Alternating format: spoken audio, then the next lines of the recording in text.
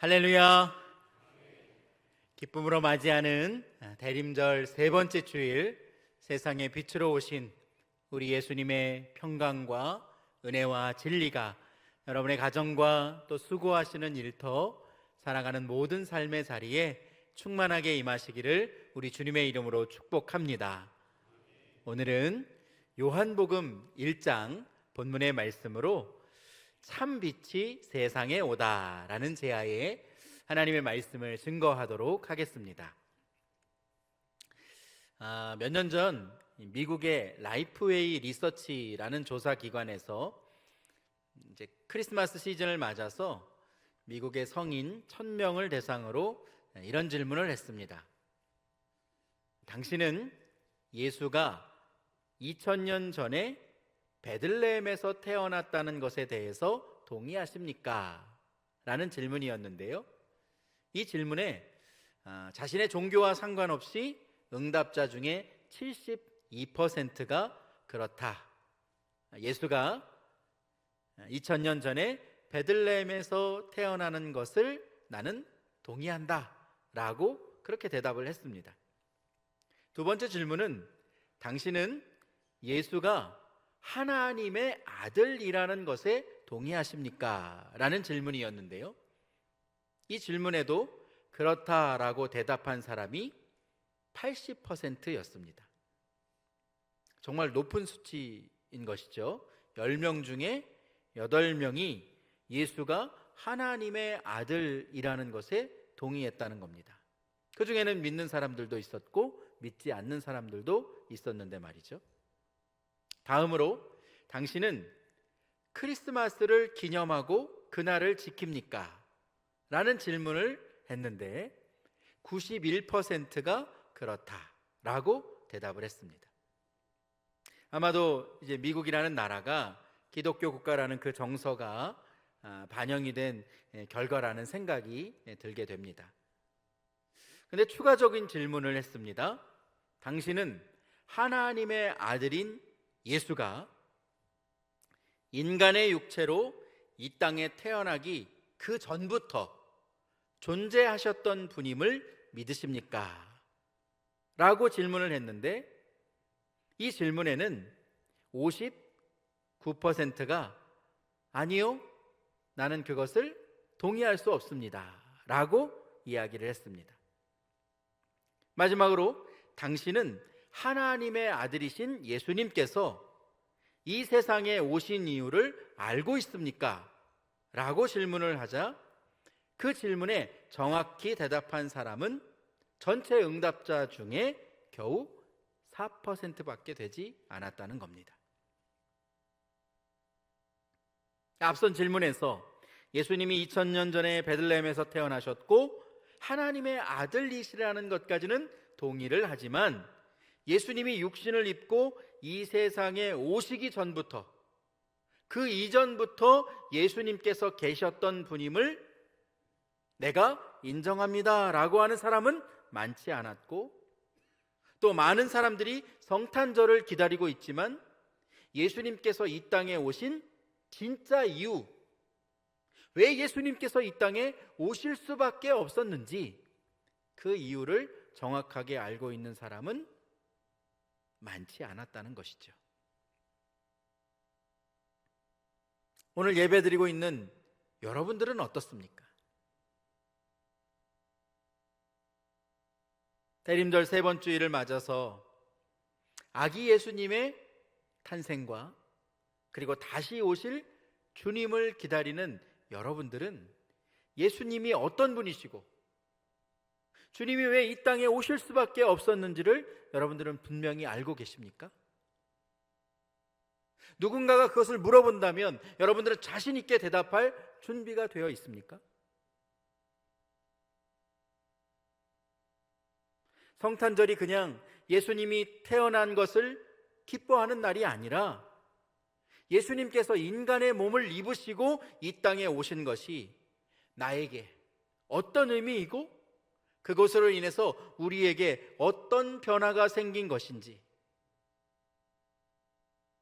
예수님이 육신을 입고 이 땅에 오심으로 인해서 우리가 받은 은혜의 선물이 무엇인지 그것을 우리가 분명하게 고백할 수 있어야 우리가 예수님의 오심을 제대로 준비하고 있는 겁니다. 이 대림절의 기간 동안 우리가 해야 할 일은 그냥 예수님의 오심을 기뻐하는 것이 아니라 왜 예수님이 이 땅에 오실 수밖에 없었는지, 그분이 과연 누구신지 그것을 우리가 깨달아 아는 것이고, 우리가 아는 것으로 멈추는 것이 아니라 그 복음을 담대하게 전하는 일에 우리가 쓰임받을 수 있어야 된다라는 것이죠. 오늘 본문의 말씀을 통해서 여러분 이러한 고백과 다짐이 여러분 마음 가운데 충만하게 자리하게 되기를 주님의 이름으로 축복합니다. 사도 요한이 이 요한복음이라는 복음서를 기록할 때가 주후 90년경이었습니다. 그 당시에 이 헬라의 문화 속에서 교회 공동체와 또 예수님을 믿는 성도들의 신앙을 뒤흔들고 있었던 이단 사상이 있었는데 그것이 바로 영지주의입니다. 아마 들어보신 분들이 계실 겁니다. 그들의 주장에 따르면 영적인 것은 아주 고귀하고 거룩하지만 육적인 것은 열등하고 더러운 것이라고 가르쳤습니다. 더불어서 구원은 참된 지식, 알므로 구원받을 수 있는 것이기 때문에 육체는 어떻게 사용해도 좋다. 그래서 방탕과 음행을 조장했습니다. 그것이 바로 초기 교회 당시 성도들의 믿음과 신앙을 뒤흔들고 있었던 영지주의자들의 주장이었습니다. 이에 사도 요한은 하나님의 아들이신 예수님께서 과연 누구신지, 그리고 그분이 왜 이 땅에 인간의 몸을 입고 육신으로 오셔야 했는지를 성도들에게 분명히 전해야 할 필요성을 느끼고 성령의 감동으로 가장 영적인 복음서 요한복음을 기록해서 전해주게 되었던 겁니다. 자, 그러면 요한복음에 기록된 예수님은 어떤 분이신지 우리 요한복음 1장 1절 말씀 우리 함께 화면을 보면서 읽어봅니다. 시작. 태초에 말씀이 계시니라. 이 말씀이 하나님과 함께 계셨으니 이 말씀은 곧 하나님이시니라. 아멘. 우리가 요한복음을 읽다 보면 계속해서 떠오르게 되는 것이 바로 창세기 말씀입니다. 창세기 1장 1절 말씀에 기록된 태초에 하나님이 천지를 창조하시니라, 그 태초에 라는 말씀이 오늘 요한복음 1장 1절에 기록되어 있는 이 태초와 동일한 단어입니다. 태초에 하나님께서 이 세상을 창조하시기 전에 아무것도 존재하지 않을 때에 로고스, 즉 말씀이 계셨고, 이 말씀은 하나님과 함께 계신 예수 그리스도 곧 하나님이시라고 고백하고 있습니다. 여러분, 이것은 삼위일체가 되시는 성자 예수님께서 창세 전부터 선재하셨음을, 이미 존재하셨음을 보여주는 말씀입니다.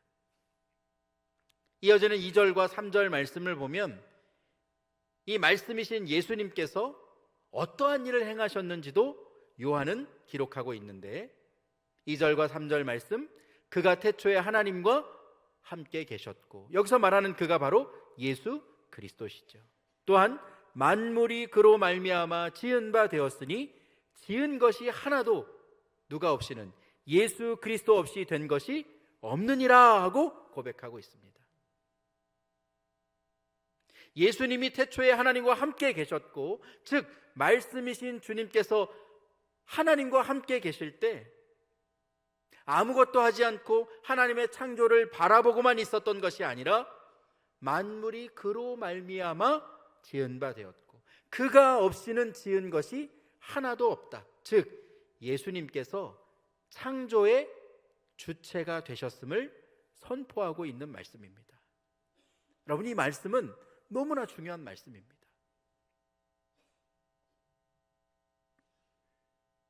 예수님께서 2000년 전에 베들레헴의 한 마구간에 우연히 그리고 갑자기 태어나신 분이 아니라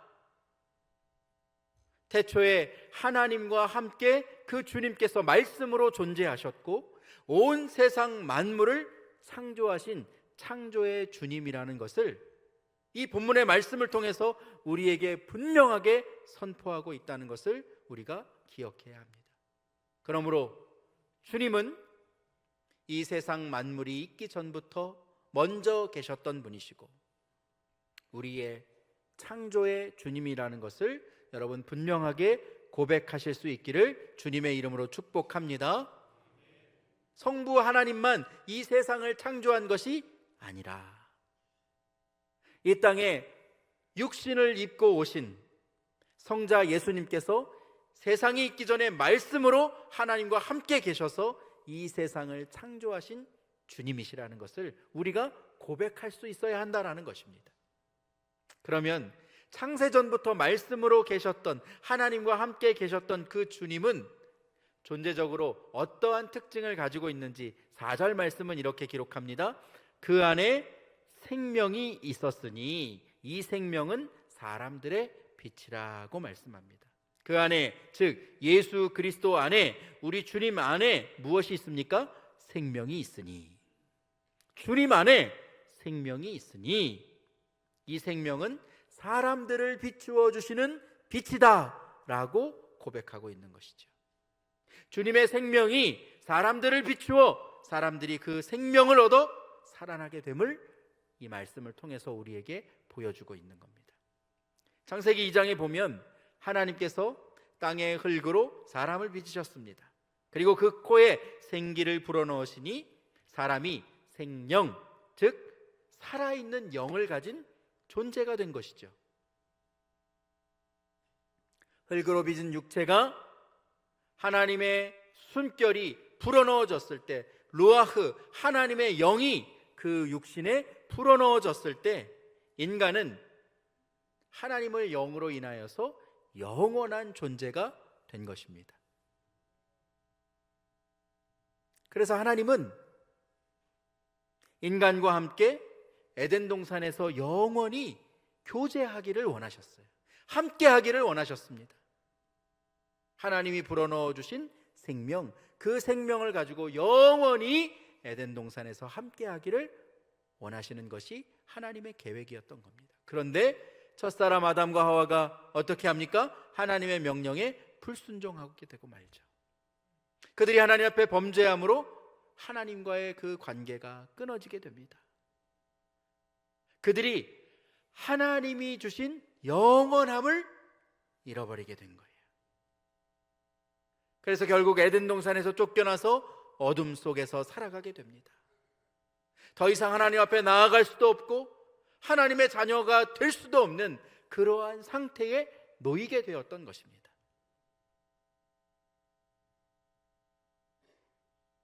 이 비밀을 알았던 다윗은 시편 36편 9절 말씀에서 이렇게 고백하고 있습니다. 우리 함께 읽어보실까요? 시작. 진실로 생명의 원천이 주께 있사오니 주의 빛 안에서 우리가 빛을 보리이다. 아멘. 여러분, 생명의 원천, 생명의 근원이 누구에게 있습니까? 주께 있사오니. 우리가 주의 빛 안에 있을 때 우리가 빛을 보게 된다. 우리가 주님 안에 거할 때만 주의 빛 안에서 하나님께서 우리에게 비추어 주시는 참 생명, 영원한 생명을 얻을 수 있고 공급받을 수 있다는 것을 고백하는 말입니다. 그런데 사람들은 그것을 알지 못하고 그 빛이 우리를 향해서 계속해서 비추고 있는데도 그것을 깨닫지 못합니다. 우리의 죄악이 우리의 눈을 가리우고 있고 우리가 영적으로 무너져 있기 때문입니다. 결국 인간은 하나님과의 그 단절된 관계를 회복하지 못하고 영원한 심판과 사망의 길로 갈 수밖에 없는 그러한 존재가 된 것이죠.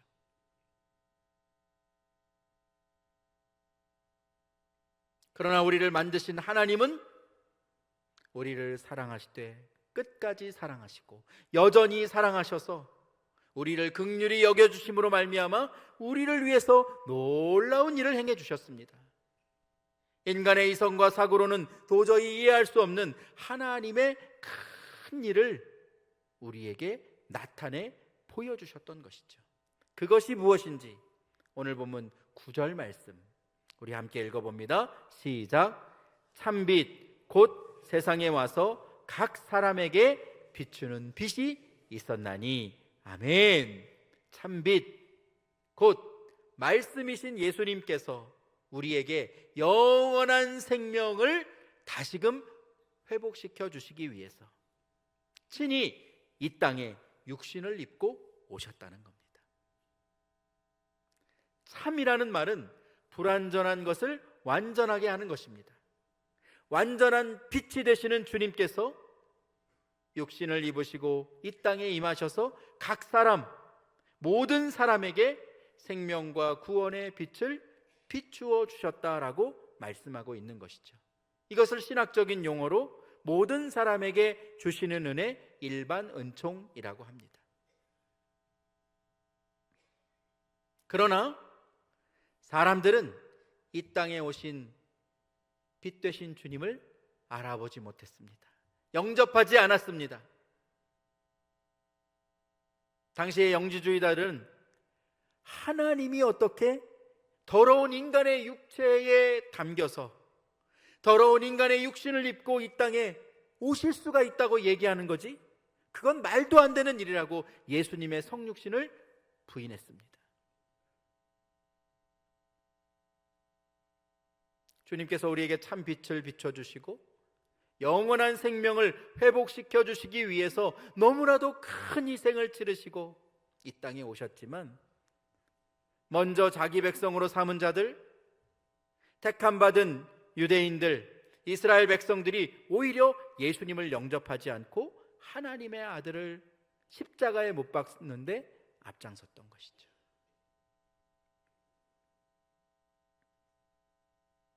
여러분, 왜 유대인들은 그토록 바라고 기다리던 메시아, 그분이 이 땅에 오셨는데 왜 예수님을 제대로 알아보지 못했을까요?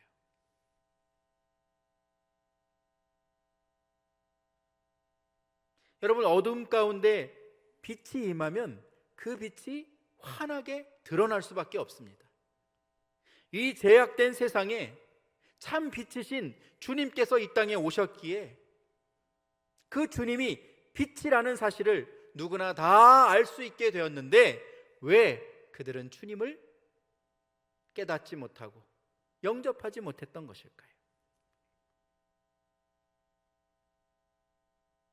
우리가 서울이나 이 대도심에서 별을 볼 수 없는 이유가 여러 가지가 있을 텐데 그 중에 가장 큰 이유가 밤에도 이 도시를 환하게 비추어주는 불빛들, 가로등과 네온사인 건물에서 뿜어져 나오는 그 빛들이 너무 많이 있기 때문에 하늘의 별을 볼 수 없다는 겁니다. 인공의 조명빛이 대기 중에 퍼져서 하늘 전체가 밝아졌기 때문에 하늘에 빛나고 있는 저 별들이 보이지 않는다는 것이죠. 여러분, 하나님의 백성으로 택함받은 사람들이 참 빛이 아니라 율법과 형식을 쫓았습니다. 권력과 재물에 의지하여서 세상의 마음을 빼앗기고 그 눈이 어두워지게 되었던 겁니다. 참 빛이 오셔서 세상을 비추었지만 다른 것들의 마음이 빼앗기고 시선이 빼앗겨서 정작 주님이 오셨을 때 그 주님을 제대로 알아보지 못했던 것이죠. 그래서 하나님은 온 세상 피조물을 위한 놀라운 계획을 이 땅에 보내주신 것입니다. 아들 예수님을 이 땅에 보내주심으로 모든 피조물에 대한 하나님의 큰일, 하나님의 사랑과 은혜의 섭리를 우리에게 베풀어 주셨던 것이죠. 이 땅의 모든 피조물을 향한 하나님의 놀라운 계획, 그것이 무엇인지 오늘 보면 12절과 13절 말씀입니다. 우리 함께 믿음의 고백으로 읽어봅시다. 자, 시작. 영접하는 자 곧 그 이름을 믿는 자들에게는 하나님의 자녀가 되는 권세를 주셨으니 이는 혈통으로나 육정으로나 사람의 뜻으로 나지 아니하고 오직 하나님께로부터 난 자들이니라. 아멘. 영접하는 자 곧 예수 그리스도 주님이 나의 구주가 되십니다. 주님만이 나의 구주이십니다. 이것을 믿음으로 고백하는 자들에게 여러분 무엇을 주셨습니까? 하나님의 자녀가 되는 권세를 주셨습니다. 여러분 이 비밀을 믿으십니까? 우리가 하나님의 자녀가 되는 길은 바로 오직 예수 그리스도 그 이름을 나의 구주로 영접하는 것입니다. 여러분 이 권세는 권력이나 세력을 의미하는 것이 아닙니다. 하나님께로부터 난 자들에게 값없이 주시는 하나님의 선물을 의미합니다. 여러분 이 선물을 받은 자는 그 누구도 빼앗을 수 없는 참 생명을 얻게 된다는 것을 여러분 기억하실 수 있기를 바랍니다. 죄로 인하여서 하나님과의 관계가 끊어져서 영원한 생명을 잃어버리게 된 우리가 예수 그리스도를 나의 구주로 고백하게 될 때 영원한 생명을 주시는 하나님의 선물을 값없이 받게 되는 것이고 그것이 바로 하나님의 자녀가 되는 권세임을 여러분 믿음으로 고백하시기를 축복합니다. 여러분 이제는 더 이상 혈통 아브라함의 자손이기 때문에 하나님의 백성이 되는 것이 아닙니다. 믿는 가정에서 태어났다고 해서 그 자손들이 다 구원받는 것이 아니라는 뜻입니다. 그것은 육정으로 인간의 열망으로 얻을 수 없고 감정적으로 취할 수 있는 것이 아닙니다. 사람의 뜻으로 나지 아니하였다. 즉 인간의 이성, 지식으로 얻을 수 있는 것이 아니고 내가 무엇을 대가로 지불해서 자원해서 그것을 취할 수 있는 것도 아닙니다. 하나님의 자녀가 되는 권세, 그것은 참 빛으로 이 땅에 오셔서 영원한 생명의 빛을 비추어 주시는 예수 그리스도 그분을 나의 구주로 고백할 때만 우리가 하나님의 자녀가 되는 권세를 얻을 수 있게 되는 것임을 여러분 믿음으로 고백하실 수 있기를 축복합니다. 이 약속의 주인공으로 사시기를 바랍니다. 여러분 제가 질문하겠습니다. 여러분은 예수 그리스도가 나의 구주이심을 믿으십니까? 무엇으로도 해결할 수 없는 죄의 문제를 해결해 주시기 위해서 하나님과의 그 끊어진 관계를 다시금 온전하게 회복시켜 주시기 위해서 주님이 육신을 입고 하나님의 아들이 육신이 되어 이 땅에 오셨음을, 그것이 바로 나 때문임을 여러분 믿으십니까? 여러분 이 믿음의 고백이 여러분의 마음 가운데 충만해야 합니다. 그것이 바로 성탄절을 기다리는 대림절을 보내는 우리들의 마음 가운데 있는 고백이어야 합니다.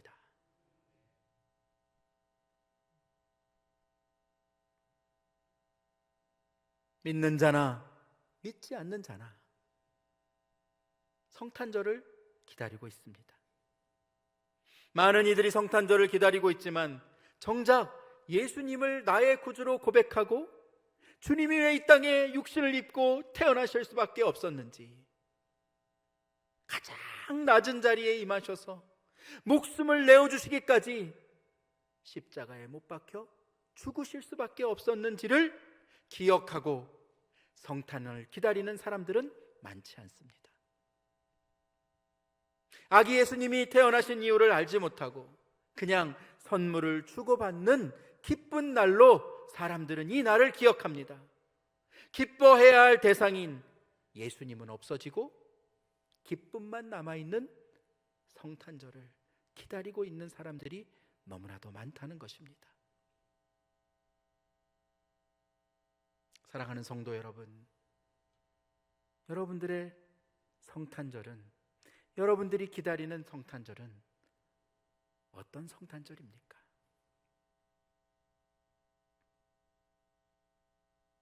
내 안에 있는 가짜 빛을 다 내려놓고 제거해버려서 참빛을 비추어 주시는 그 주님을 선명하게 고백할 수 있는 여러분 되시기를 축복합니다. 세상 사람들과 같이 그냥 예수님이 태어난 것에 기뻐하는 것이 아니라 하나님의 본체이신 말씀이신 그분이 육신을 입고 이 땅에 오실 수밖에 없었던 그 이유를 우리가 믿음으로 고백하며 참 생명이신 주님으로 인해 내가 영원한 생명을 얻게 되었음을 감사함으로 고백하고 그 기쁨을 나만 누리고 간직하는 것이 아니라 여러분 이 세상에 들고 나아가 주님이 우리를 위해 이 땅에 오셨습니다. 주님이 참빛으로 이 세상에 오셔서 우리에게 영원한 생명을 주셨습니다. 그 기쁨의 비밀을 마음껏 고백하고 선포할 수 있는 여러분 모두가 되시기를 주님의 이름으로 축원드립니다.